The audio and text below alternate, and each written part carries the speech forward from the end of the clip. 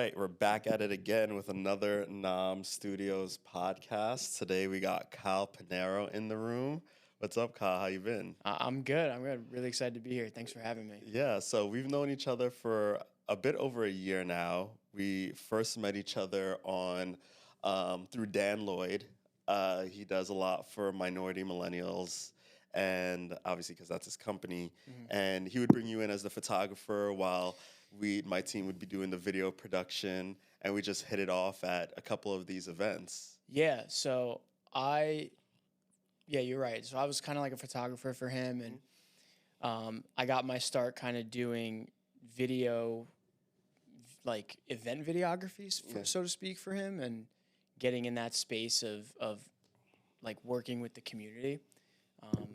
Yeah, and I remember when I met you, you had Gil. He was one of your shooters, right? Gil's still a shooter. And he's great at what he does. And I just remember when I met him specifically, he was just very like giving with his advice. Yeah, and his knowledge. Yeah, and he was just like really easy to talk to, and he wanted to tell me about a lot of things. So I felt very comfortable in that regard. And then I remember the most recent one that I was with you at was a while ago. It was that wet room. Was that what it was called? Wet lab. Yes, the wet lab for the Accelerate Long Island event. Yeah. Yes. And I thought what I liked so much about it is that you were running such a tight ship. You had like 2 cameras going on. You had people mic'd up. You're doing interviews, and I just was like, okay, like this is legit. Like this is cool. So it was just cool to see it from the of course, it was cool to see it from the outside in. Yeah, I appreciate that. You know, over here at NOM Media, NOM Studios, we just try to bring it to the next level because that's what we want people to get. Like, we want to make sure that product, we get all angles, that kind of stuff. But you came in for photography for Dan, but you said that you do video work yourself. Like, how did that start? What made you get into the creative aspect that we're in right now, that we met each other in? Yeah, so I went to school for film and TV production. I got a bachelor's from NYU, and I felt like a lot of my time there, like I learned a lot, but they teach you to be a director more so than to be a, somebody working in the field. So to me, that's like coming out of school and saying you're going to be the CEO. Just not really like a realistic thing. So I really leaned more into editing as time went on, and my early years, I always did photography. That's kind of how I got into it. So it's just always something I've had on the back burner. But when it came to videography specifically over the past like 5 years of really like diving into the professional portion, that was definitely a struggle because there's no handbook. Yeah. And I think the biggest thing is people talk to you about networking, and that's such a word that has many meanings, and more often than not, people think networking is like handshakes and just saying hello, like this is what I do, and like we'll keep in touch and we'll work together. But it's not that at all. Like to me, real networking is relationships, and it's actually caring about the people you want to work with, in my opinion, and like checking in on them, happy birthday, or congrats on your wedding, so to speak, or how's your kids, like. And you got to be genuine. Yeah. And that's real networking, because at the end of the day, people want to work with you if you're easy to work with. Yeah. That's just my opinion. Yeah. But yeah, I agree. Networking is definitely being way more personal. It could be that I don't talk to you for like a month or two, but then, I don't know, this happens to me a lot. Let's say I'm like driving down the street and I see a bus with a sign on it, and it says like Pinaro subs, and I'm just like, no, this has nothing to do with you, but I'm like, Kyle Pinaro, that's his last name, and then I'll be like, yo, what's up, man? Just checking in, just seeing how you doing, like, things like that, But why did you feel that it was rough getting into the video production part? I know for me, a lot of our team's teeth got cut on making mistakes and just doing better the next time, just figuring it out as we go, which unfortunately, fortunately and unfortunately, we got paying clients early, but then we learned on those paying clients, and sometimes those paying clients got like, a bad product, which I think is bad, but what I'm realizing is a client's 100% might be like my 30%. And my 100% might be a client's like 250%. So, like, tell me about how, it was tough for you in the beginning, how you got past that. I think the biggest barrier to entry is obviously like the monetary aspect, it's getting equipment. And that's not to say that it's not possible. I've never had somebody buy me equipment, so to speak, to get ahead. And I'm sure you haven't, right? I'm sure you've kind of bootstrapped the whole thing. The whole thing. So, you know how it is. I think, the biggest thing for me when it came to client work and the business aspect of it is, like I said before, the relationship, but also not putting yourself in a hole in terms of what you charge. And I think doing a fair price and doing a price that you feel is fair for yourself is like the good balance that you have to find. But have you worked through raising your price and like feeling bad raising your price, or having a client know your price and then knowing the next time you work with them you're probably going to have to raise it? I think so. I think the way that I've gotten through that though is, if you it's very hard to look at your work unobjectively, especially when you know the ins and outs of it and what you did when you shot it and things like that. But I think that if people want to work with you, there is a reason why they want to work with you. Yeah. So that's not to say that you could just charge whatever you want, as you know, but it's like, raising the price is just kind of a byproduct of the economy. Yeah. If, year to year, you're probably going to have to raise prices, but everything else is going up. So in reality, you're kind of in the same ballpark. And like I said before, it's about relationship with clients. If you're, you have a client that you charge them X amount of dollars and then the next year you bump them up $600, that's rude. Yeah. And you're a jerk. Yeah. Don't do that. You have to be like realistic, and you got to look at yourself from their lens. Yeah. That's just my opinion. Yeah. So, sorry, you kind of went on a tangent, but go back to like, you starting off in video and building up from there. Yeah. So a lot of my video experience is kind of in the art realm. So back in 2022, 23, I believe, I met Jose Tudeven. He's the head of Colored Colors. It's an organization for art outreach.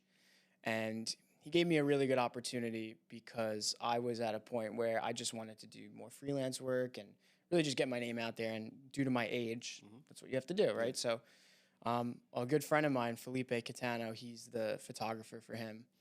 And he referred me to just shoot this event called Poets Meets Musicians. It was at Lithology Brewing in Farmingdale. Okay.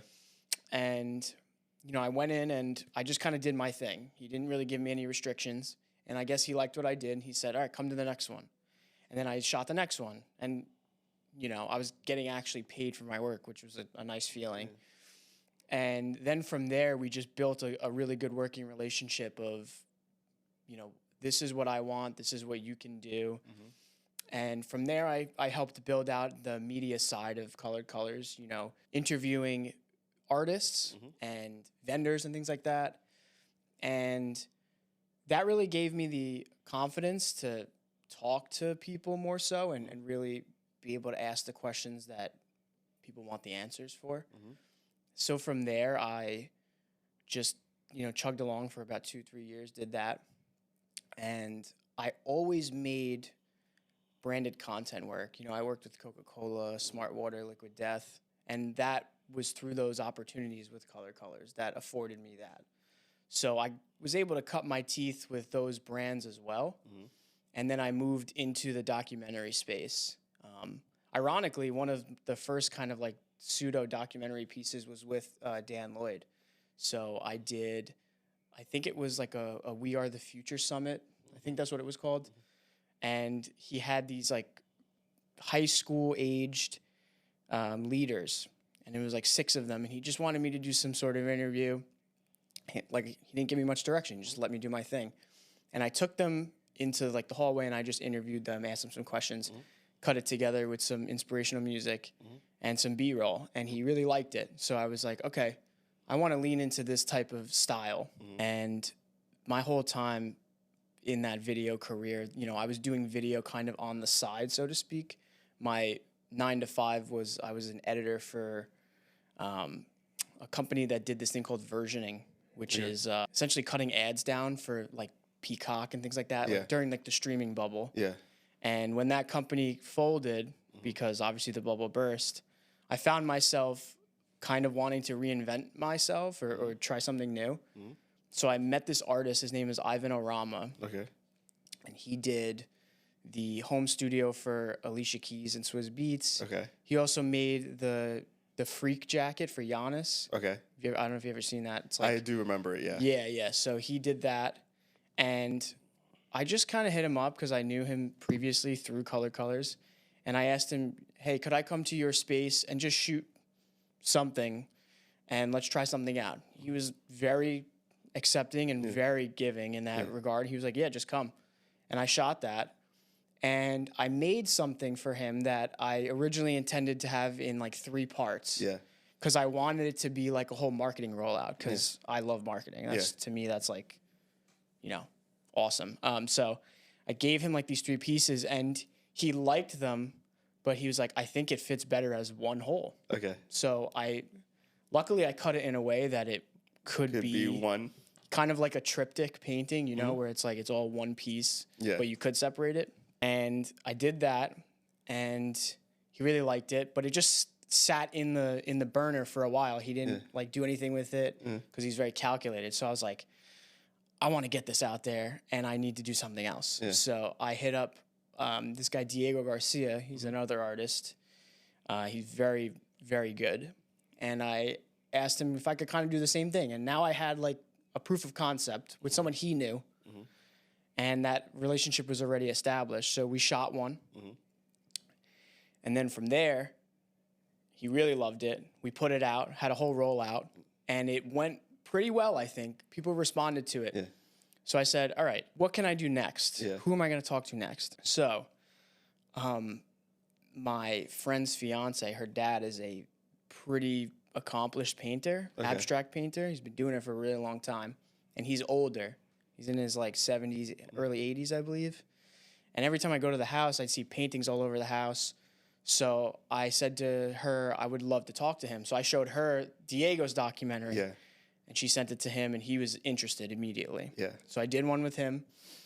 And I felt like there wasn't much creativity involved. It kind of just poured out of me when I edited it. And it felt very natural. So I said, all right, let me try something else. So I spoke to a musician, and he's a multi-instrumentalist. And then I spoke to a glassblower. And once I had these like 3 episodes that were very different, I was kind of like, maybe I have something here. Because if they're all different and I can hit all these different points, we can go somewhere with it. Yeah. And then it just kept going. And now there's 7 or 8 episodes total. Nice. And they're all people in different artistic, backgrounds. Like we had one guy who is a leather craftsman. He makes things from scratch.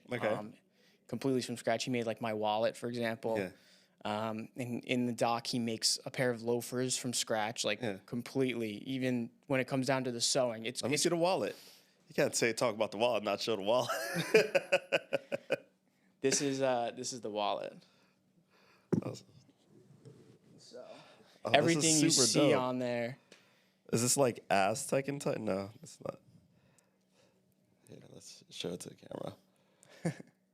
Yeah, so everything you see on there is completely, like even the embossing on the inside. Yeah, and on the outside too. He takes like a hammer and just hits it in, and this is dope. It's crazy. Oh, that's super dope. Yeah, I feel like what you're talking about is kind of the artist's version of what's that show on Netflix that focuses on different like cooks Chef's around Table? the chef's table. Yeah. I feel like yours the artist's version of Chef's Table when I hear you talk about it. Yeah. Well, thank you. That's a big compliment. It's funny you mention that because a lot of my inspiration for it comes from food. Okay. I love cooking. It's a big passion of mine, but a lot of the shows that I grew up watching, not even on TV, more of like those digital shows on YouTube. Yeah. The Pizza Show with Frank Pinello. Obviously Action Bronson's show. Yeah. You have, No Reservations. but really like Classic. yeah, exactly. Like, and bizarre foods. To me, those spoke to me at a young age because they are super unbiased. They go into a place and they just show you the facts.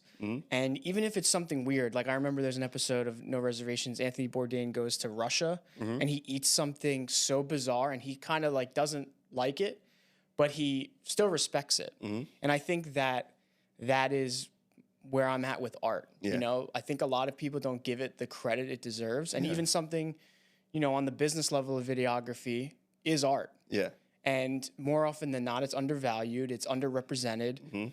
And it's something that I feel these artists need to somehow get out and show the work that goes behind it, the passion that goes behind it. Exactly. Yeah. And I think that to me is the selling point of art, because this was really birthed out of a art exhibition I worked with Color Colors, of course. And at the time I was doing, like I said, branded content earlier, and a lot of it was like hype reels. And those are cool and easy. But after about 10 seconds, the audience is just kind of like, okay, like whatever, right? Yeah. Like the first 10 seconds are interesting. And then if it's a minute-long hype reel, are they really watching the whole thing? Probably not. Yeah. So I remember I made this hype reel for this art show called Community, and it was these 5 artists. Ironically, Diego was in it. Yeah. Ivan was in it. But it was these 5 artists that were real working artists. Yeah. This was their actual salary. Yeah. And I was there from 11 o'clock at night till like 4 in the morning with them, really understanding who they were and talking to them individually. And, you know, we broke bread together, had food. And I felt like because of that interaction, I would buy any of their art. Even if it didn't speak to me initially, I now know them. I want that piece. Yeah.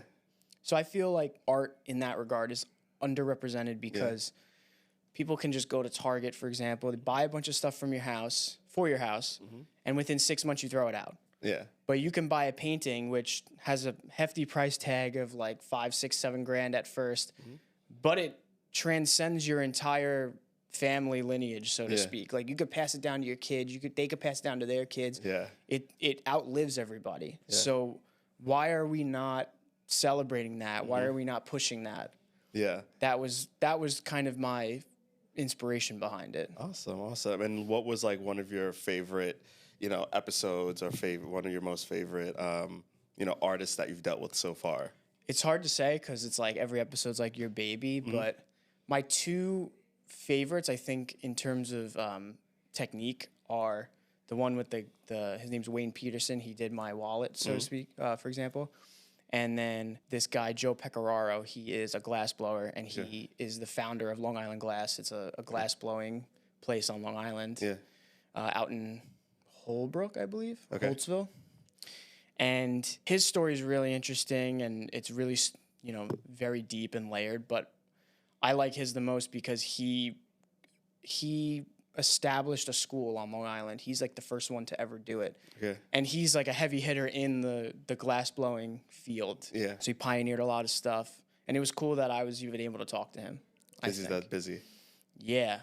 That guy never leaves the studio. He's always there. He's always teaching classes. And it's very selfless, I feel. That's like, you know, he has a lot of really good art, but he doesn't do it because he wants recognition. He's doing this because he just loves it. He loves it, and he also wants the community to come in and you know, the other half of Long Island Glass is an art gallery, and he throws events there. That's awesome. So there's a lot of really cool stuff. Yeah. And so let's talk about like your editing style and the way you edit and tell the stories. Like you talked about taking inspiration from, you know, documentary style, kind of from like No Reservations, Bizarre Food, Chef's Table, Action Bronson. But like, where are you getting your editing style, your color grading, all that from? Is that something that you kind of just like decide that you lean towards yourself, or did you kind of see a style and you're just like, I like that one? I think it's a mix of both. To me, editing is an art itself. It's a craft, and I'm sure you agree. But I think it's something that is the same way that painting is an art. It's like you see artists that you like, you can take pieces of it, right? and you can study while you like it, and then you apply your own techniques. To me, a lot of editing is practice. You can't get better at it unless you put your 10,000 hours in, so to speak, is what I like to say. And I've kind of always been asked, you know, how did you learn? And it's like, just gotta do it. You have to do it, and you have to suck really bad at first, and not make good cuts, and you have to watch it unbiased as well. But so to get to to go off on a tangent. I really like this director, Sean Baker. He did Florida Project, Anora, Tangerine. And I like his approach to subject matter because a lot of his stuff is based on like sex workers or people in poverty. And he portrays them in a human light because they're humans. And it's super unbiased and it's just very real. Okay. And even though they are dramatic pieces, he comes from the documentary world, so I feel his style is very much refined and it's like stylistic, but it's also clean, so to speak. So I like his stuff. I really like Denis Villeneuve, of course. He's great. You know, Blade Runner 2049, Sicario, the new Dune movies. Sicario. Great movie. What I like about those types of movies is obviously they're presented very seriously. Even something action is very serious and it's very like still camera. Yeah. But what I like about it is the lighting is beautiful. The grading is beautiful. It just moves at a pace that feels like it commands your attention. Yeah. And that's what I've always wanted to do, you know? I do believe lighting really is the basis and can really elevate a shot, a movie, a scene to the next level. Like, I know a lot of people like to deal with camera placement and, you know, depends on, you know, a close-up, wide, but I really do think, like, lighting is where it's at. I agree. And I have one guy, I don't know if you worked with him before with me, his name is Kendall Rodriguez. Kendall, he was actually the one who first introduced me to Dan.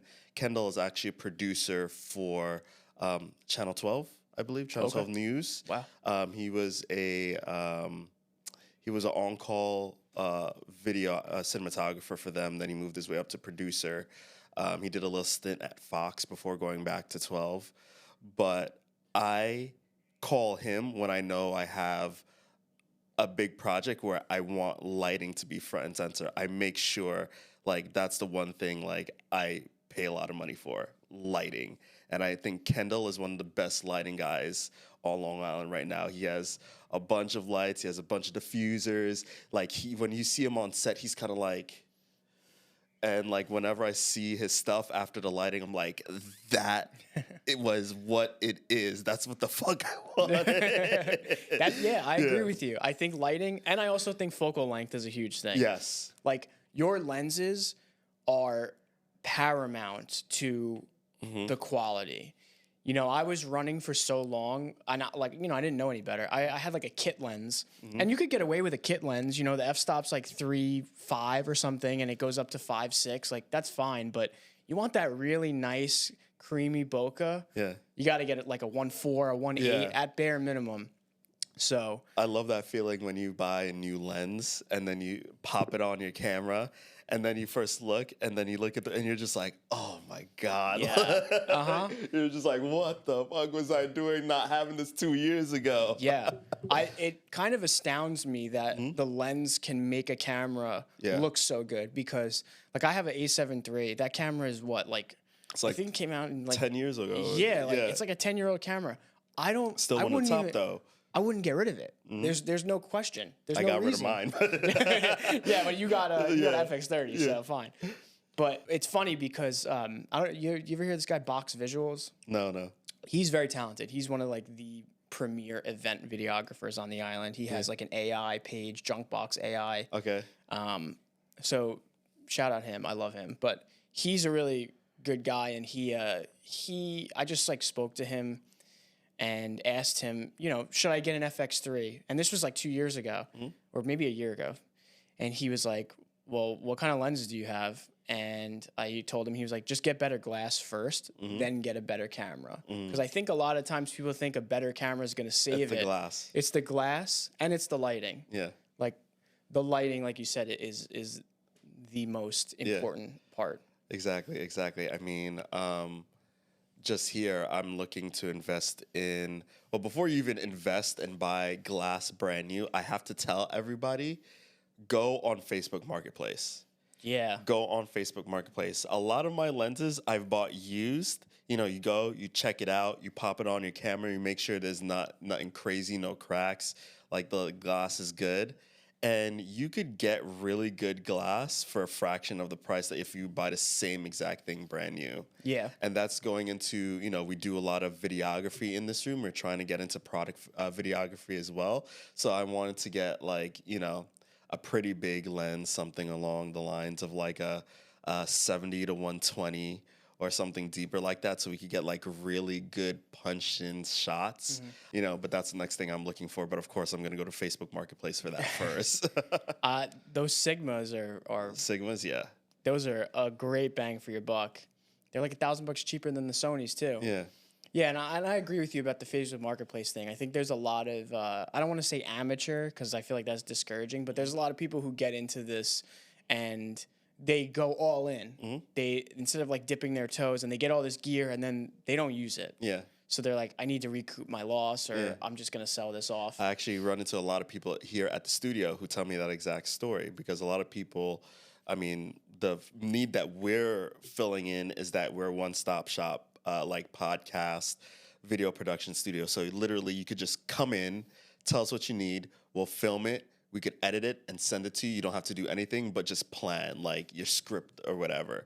So what we run into is a lot of people say, hey, I bought all this stuff and I have no idea what to do. So I donated it to, a community center or like a school or something like that. And I'm like, that's crazy, because I know that's like $20,000 worth of gear that you're just like, yeah, I'm gonna do it myself at home. And then you realize like, nah. You don't need all that. Yeah. You don't even know how to use it. Yeah, even on the marketing side, when people are just like, how do I just start making content at home? I'm just, you have an iPhone 15, that's a 4K camera, get a ring light, and that's it. If you really want to, buy like a $20 mic from Amazon that connects to your phone, that's all you need. You need practice. Just do not spend your money on all that stuff right now. Yeah, I've found in terms of getting gear, it's on a need, not a need to know, but like a need basis, right? So if I shoot something corporate and they want, lights similar to what you have here, I'll buy it for that. Yeah. And you kind of, you maybe take a little bit of a hit on terms of, but now next time, exactly, you got it. Next time you got it. Yeah. Next time you can do those gigs. Yeah. So I think that's important. It's not, you got to be smart with it. You can't be putting yourself in a hole prior to it. Yeah. Don't jump the gun and be stupid. Yeah, I've actually been thinking about opening maybe the rental side of this business, because we do have a lot of gear. We do have double gear. The only thing that kind of makes me nervous is that, if someone's just like, hey, I want to rent your cameras, and then we're not having to shoot that day, I'm like, yeah, you can rent my cameras, but then like, what if you break it? Then I'm going to be down the camera for our shoot. So like, that's what insurance is for. And that's what insurance is for, and that's why you need insurance. But, following the need, following the business plan of like Adorama or B&H, who does rentals and everything, like, just, I don't know if you got into this part, but we also, I think we were there at the We Are the Future Summit when you were there. That was my team running it. Was it this past year in 2024? I think it was 23. Okay, so 23 I was there. So we were probably there. We're just probably in different areas of Hofstra. But when we run those big events, we need to rent gear anyway. Oh, I'm sorry. That was at Nassau Coliseum, right? The 21, it was Nassau Coliseum. That was this past year. I was there. Okay, so I wasn't there. That was my team. Yeah, but I saw them there. Yeah, I was away, but my team ran that. So yeah. So I guess I misspoke earlier. I don't know if I was at a We Are the Future Summit. That was the first thing that popped in my head. But I was at something at Farmingdale State College. Okay. And it was similar to it. Okay. I think. It was 2023. I don't remember, but that's a lot, man. I feel like there's so many gigs that just blend together. Yeah, they just blend together. I was looking at my server the other day, and I saw and I was like, I have so much footage that I have not posted for marketing that I'm trying to start to post. Good problem to have. It's a great problem. Yeah, You're backlogged. You could take a vacation and not have to worry about anything. Yeah, I was looking at, I could probably post a video every day for the next 2 years and not run out of footage from past projects I've done. Yeah. Wow. That's how much I haven't like posted or put on. Like I try to keep up with my Vimeo, but yeah, we have a lot of stuff. Yeah, it's tough to push it out across all socials. Like when I started my series, it was just Instagram and YouTube, and I just maybe like 3 days ago did a TikTok, YouTube Shorts, and Facebook page. That's so funny you say that because I just started a TikTok for NOM Studios yesterday. Okay, yeah. And for me, it was just YouTube Shorts, Instagram, and LinkedIn. I haven't even posted on Facebook yet. Yeah, I think I just want to see like where the audience is with it. You know, I think it's kind of like field testing. But regardless, like the audience I think is on Instagram. I think a lot of creatives are on Instagram. Yeah. And I think TikTok is kind of more reserved for the consumer, so to speak. Don't sleep on YouTube Shorts. YouTube Shorts is really good as well. Absolutely. I think that's the next kind of like frontier in terms of creatives. Yeah, yeah. And so I don't think you said the name of your series. What's the name of your series? Oh, my series is called The Artist Perspective. And then where could people watch it on YouTube? Instagram is The Artist Perspective, at theartist.perspective. And then you could go on YouTube. The channel name is The Artist Perspective. Yeah. TikTok, the same. You know, it's kind of the same across the board. I'm trying to make it easy for everybody. And so how do you get in touch with your artists? How do artists get in touch with you? Like, how do you say, oh, that's definitely going to be my next episode? Does it just come to you? Do you have like a running list? Yeah, so it's kind of a combination of everything, but I think I'm very fortunate in the fact that the pieces resonate with people. So when I reach out, I just send the page and ask them if they're interested, and more often than not, they are. Okay. You know, because really, you know, I'd be flattered if someone wanted to do a documentary on me. So they want to do it more often than not. I've only had maybe like 1 or 2 no's, and I'm okay with that. Yeah. You know, I feel like if you're saying no, it might not be a good match anyway, obviously. So yeah, a lot of it is just reaching out, and it's hard. It is kind of like a eureka moment when you see the person that you want to do the next episode on. But I think I'm at a point where I just want variety. I don't want to retread the same grounds, you know, like we've had abstract painter, musician, glassblower, somebody who does recycled garbage off the beach. They call it upcycling. Okay. Yeah, and she works with like an organization that cleans the beaches and then they make it into art, right? So I like that angle, the educational angle. And then a tattoo artist, and then a chef. The head chef of Farm Italy actually was on there. And then a leather craftsman. Okay. So it's just about, I think, keeping it interesting and different. I think it's going to be more challenging as it progresses to get into those different art forms that separate them from one another. Because there's so many people, for example, that make things like rings, right?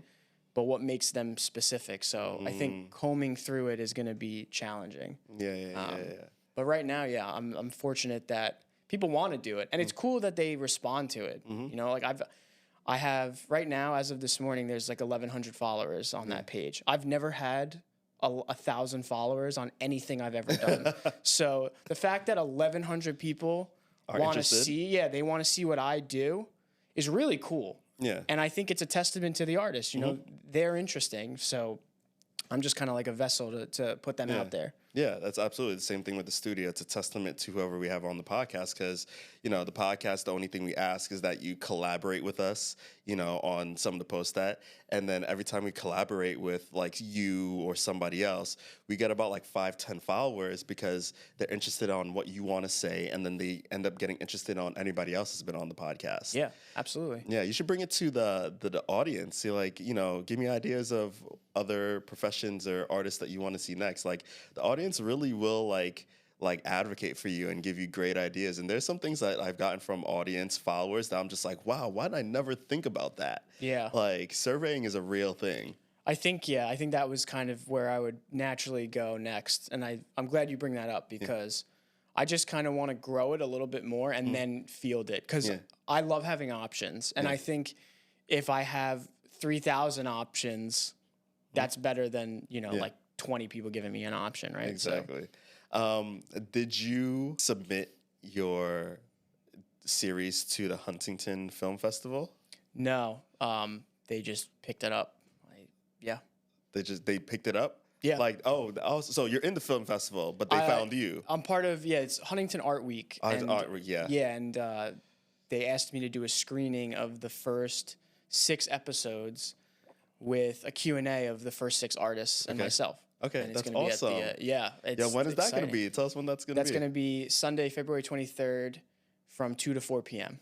So this Sunday? Yeah, this coming Sunday. Okay. Yeah. I don't think the episo's going to be out by then. It's all good. But we're going to It's see if I already can make filled, it. so don't even worry about it. Oh, it's already sold out. It's too late. there's I'm trying to fill it out, so I think there's going to be a good turnout. So that's awesome. Congratulations. Yeah, thank you. Congratulations. Yeah, I was thinking about what to submit to the festival. I was going to submit like the podcast, but I know it had to be either filmed in Huntington or beneficial to the town of Huntington. And I don't think I've done anything in a while with anybody who actually lives in the area or benefits. So I was just like, we'll wait till next year. Something will pop up. I think Huntington is the next art haven on the island. I think it might be one of the only. Yeah. Because if you look at, from the boroughs to Southampton, there's not much. Yeah.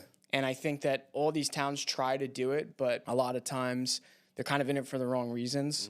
There's a profit issue, for example. There's monetary issues. And obviously... municipality issue for some reason. Yeah. And political issues, which to me, that's the most aggravating thing in the world. It's art. Just put it out. Yeah. There's no reason that there needs to be palms getting greased, so to speak, or it needs to benefit anybody. But I also understand the other side if they're getting funded. Yeah. So... that's the business side to it that you need to, be wary of, but it sucks. Yeah. But my point being, Southampton is kind of the next haven in terms of art because all the money's out there and people grow up out there. And obviously art in and of itself has always been rooted in money, right? Or wealth. Yeah, because you have to have the time and the monetary status to be able to do something like art and not having to worry about, going to work the next day or... And I kind of reject that, though. I agree with you, but I reject that ideology because I feel that art, I hate to say portrayed by the media, but art when it's portrayed to the masses is something that would frustrate me as well. Like, for example... that banana that was taped on the wall at the MoMA, right? And that sold for $6 million by Sotheby's, something stupid. Yeah. It's obviously not art. The art is in the reaction of the public. That is the art. And that's what whoever the artist is trying to do. You can't expect the entire population to understand that because that in and of itself is like ridiculous. So... people are going to feel like they're getting screwed over in terms of art. And what that does is it devalues art on a global scale. That like set art back 10 years, 15 years. Because now when an artist put 70, 80 hours into a painting and they're like, it's $3,000, which is essentially like $1,500 a week, which is what a real fair salary, so to speak, is. Yeah. People are like, I'm not paying that. So you screw over the little guy at the end of the day. You're ruining art. Yeah, I see that. I totally see that. That reminds me of what Banksy did when he made that art, and then when somebody bought it, it just went through a shredder. Yeah. Yeah, I think art has been obsessed with statement pieces, and there is a place for that. Yeah, and it shouldn't be. You're right. There is a place for that, but when I look at art, I definitely want to see the passion and the grit and the emotion behind it. Yeah. There's a lot of people who they put their blood, sweat, and tears into this. I know this one woman, Patty Eljack. She's part of Huntington. She does these like beautiful hand-woven basket. They look like plates, so to speak, and they're hand woven. She does it for hours on end. Pricks her fingers, literally puts her blood, sweat, and tears into it, and probably doesn't get the recognition she deserves. She works for the Huntington Arts Council, but she should have a huge platform. Like, I would pay to see her stuff in a museum. Yeah. And I think that is what needs to be put out there. Yeah, awesome.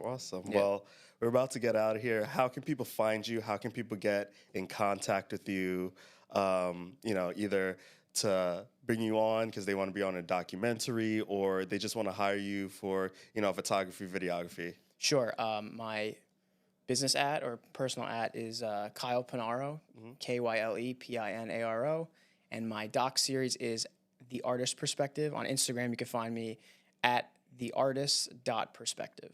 Awesome. Well, thanks for coming in, Kyle. I appreciate it. I appreciate you reaching out to me. Yeah, I knew we need to connect for a minute. Yeah, thanks for having me. This was awesome. I mean, really great. All right, thanks, man.